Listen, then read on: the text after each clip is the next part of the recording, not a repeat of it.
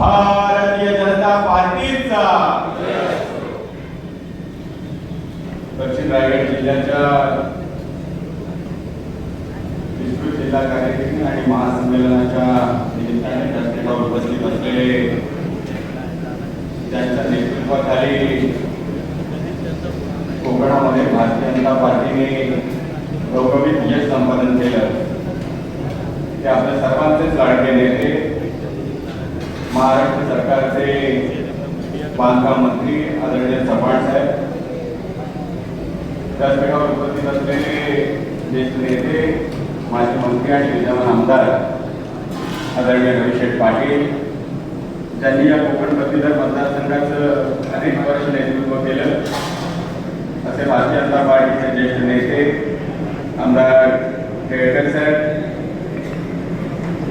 जिल्हा एकत्रित असताना कारगडपासून पोलादपूरपर्यंत संघटना भक्कम करण्याचं काम अतिशय तळागाळापर्यंत ज्यांनी पोहोचवलं ते आमच्या सर्वांचेच लाडके नेते आदरणीय विनादादा ठाकूर, जिल्ह्याचे अध्यक्ष आपल्या सर्वांचेच मार्गदर्शक नेते आदरणीय धैर्यशीलदादा पाटील, व्यासपीठावर उपस्थित असलेले सर्वच सन्माननीय नेते ज्यांनी आपल्या सर्वांनाच मार्गदर्शन करून ही सभा ही भव्यदिव्य व्हायला पाहिजे संमेलन असा आग्रह धरला ते आपल्या सर्वांचे मार्गदर्शक आदरणीय धारक साहेब, ज्यांनी या सभेच्या पूर्वतयारीसाठी आमची सर्वांची निवडणूक केली ते आमचे सर्वांचे मार्गदर्शक आदरणीय टोटवे साहेब, व्यासपीठावर उपस्थित असलेले सर्वच मान्यवर आणि जिल्हा एक हाती भारतीय जनता पार्टीकडे आला पाहिजे या इच्छेने पेटून उठलेला माझ्या समोर बसलेला सर्व प्रमुख कार्यकर्ता बंधू आणि भगिनींनो, खरं तर माझ्याकडे महाराष्ट्र सरकारच्या गेल्या 2 वर्षातील झालेल्या लोकाभिमुख कामाचा अभिनंदनाचा ठराव मांडावा म्हणून जबाबदारी दिली आहे. परंतु आपल्या सगळ्यांनाच माहिती आहे की 2014 मध्ये संपूर्ण देशाने परिवर्तन पाहिलं. केंद्रामध्ये आदरणीय नरेंद्रजी मोदी यांच्या नेतृत्वाखालचं सरकार स्थापन झालं आणि राज्याला सुद्धा देवेंद्र फडणवीस साहेब यांच्या नेतृत्वाखालचं अतिशय लोकाभिमुख आणि पारदर्शी सरकार देणारं नेतृत्व मिळालं. 2014 ते 2019 सालामध्ये जो काही त्याच्यापूर्वी झालेला भ्रष्टाचार होता, जो काही त्याच्यापूर्वी झालेला चिखल होता, तो दूर करून या संपूर्ण महाराष्ट्राला गतिमान करण्याचं स्वप्न बघणारे आदरणीय देवेंद्र फडणवीस यांनी 5 वर्ष अतिशय उत्तम पद्धतीने काम केलं. आपण सगळ्यांनी पाहिलं. केंद्रामध्ये नरेंद्र, राज्यामध्ये देवेंद्र आणि कोकणामध्ये रवींद्र ही त्रिसूत्री जणूकाही आपण सगळ्यांनी अनुभवली आणि हे अनुभवत असताना आपल्या सगळ्यांनाच वाटलं होतं की 2019 साली या महाराष्ट्रामध्ये महायुतीचं सरकार स्थापन होईल.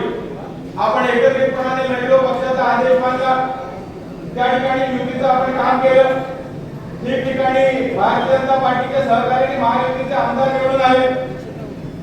परंतु झालं वेगळं. 2019 साली आदरणीय नरेंद्रजी मोदी यांच्या नेतृत्वाखालचं सरकार हे केंद्रामध्ये स्थापन झालं.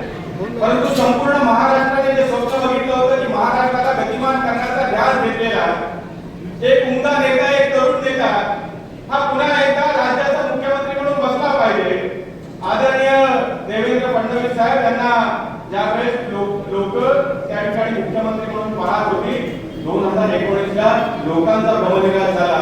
महायुतीच्या ताब्यामध्ये सरकार लोकांनी दिलं, परंतु त्या ठिकाणी विश्वासघात कालावधी आवर्जून आपल्यासमोर मांडला पाहिजे म्हणून आठवण करून देतो की ज्यावेळेस एखाद्या शासित माणसाच्या ताब्यामध्ये सरकार झालं त्यावेळेस महाराष्ट्राला सुद्धा कसा शापितपणाचा अनुभव घ्यावा लागतो हे सुद्धा आपण त्या ठिकाणी पाहिलं. उद्धव ठाकरे मुख्यमंत्री झाले. संपूर्ण राज्यामध्ये, देशामध्ये, जगामध्ये कोरोनाचं संकट आलं. आपण घेतला. महाराष्ट्राला वेगवेगळ्या संकटांना त्या ठिकाणी सामोरं जावं लागलं.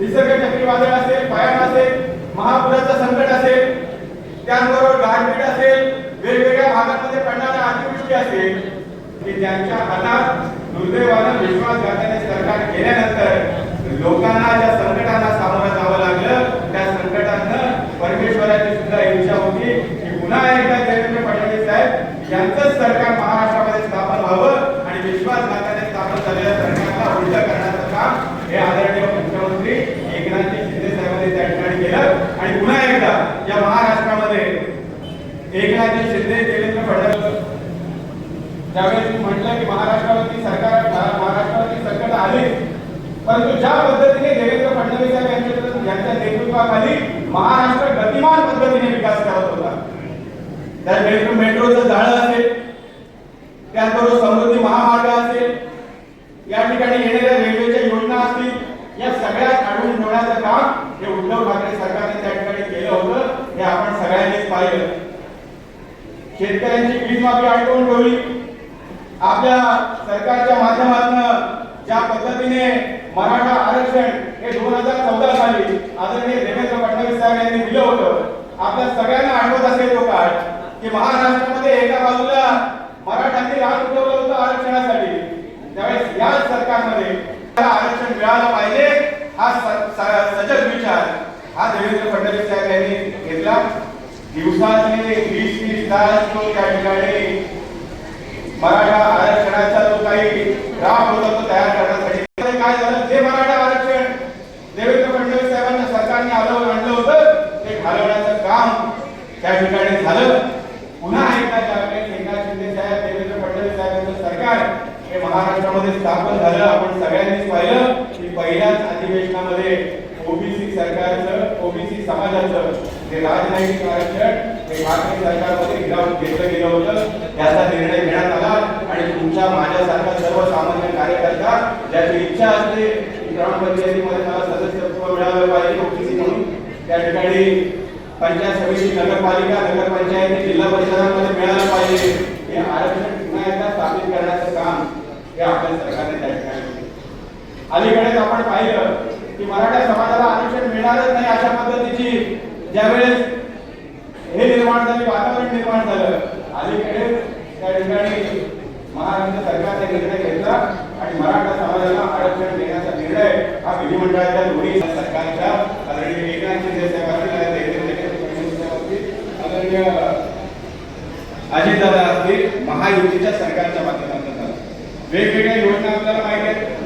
आनंदाचा शिरासारखी योजना असेल, कोरोनाच्या संकटातून बाहेर पडल्यानंतर दिवाळीचा सण आला होता आणि त्या दिवाळीच्या सणामध्ये सरकारने थेटपणाने आनंदाचा शिधा हा सर्वसामान्य जनतेपर्यंत पोहोचवण्याचा त्या ठिकाणी निर्णय घेतला. केंद्रातून मिळणारे 2000 रुपये असतील, किसान सन्मान योजनेच्या माध्यमातून राज्याचे सुद्धा 2000 रुपये हे शेतकऱ्यांच्या खात्यात गेले पाहिजे अशा पद्धतीचा एक निर्णय हा त्या निमित्ताने घेण्यात आला. परकीय गुंतवणुकीमध्ये एक नंबरचं राज्य म्हणून करण्यासाठी आदरणीय देवेंद्र फडणवीस साहेबांनी चंद्रबादला 67,000 कोटी रुपये हे महाराष्ट्र सरकारला परकीय गुंतवणुकीच्या माध्यमातून त्या ठिकाणी मिळाले. नवी मुंबई आंतरराष्ट्रीय विमानतळाला त्या ठिकाणी चालना मिळाली. कोकणाच्या समृद्धीचा मार्ग असलेला अटल सेतू हा निर्माण झाल्यामुळं महाराष्ट्र गतिमान पद्धतीने हा कोकणाकडे विस्तारण्याचे चिन्ह आणि औद्योगिकरणाला चालना मिळण्याची त्या ठिकाणी आशा निर्माण झाली. वेगवेगळ्या योजनांच्या माध्यमातून आपल्याला महाराष्ट्र सरकारचा लोकाभिमुख कारभार मांडता येईल. आदरणीय प्रशासनाने अत्यंत विस्तृतपणाने केंद्राबरोबर राज्य सरकारचा सुद्धा कामांचा आढावा घेतला. मी या सभेच्या माध्यमातून महाराष्ट्र सरकारने केलेल्या सर्वच लोकाभिमुख कामांच्या अभिनंदनाचा ठराव हा या ठिकाणी मांडतो. कारण आपण सगळेच जण भारतीय जनता पार्टीचं काम करत असताना आपल्या सरकारच्या माध्यमातून झालेले प्रत्येक काम हे तळागाळापर्यंत पोहोचवण्याची हीच खरी वेळ आहे आणि या संमेलनाच्या माध्यमातून निश्चितपणाने मी हा अभिनंदनाचा ठराव हा या ठिकाणी मांडतो आणि सरकारचं अभिनंदन हे या ठिकाणी करतो. धन्यवाद. जय हिंद, जय महाराष्ट्र.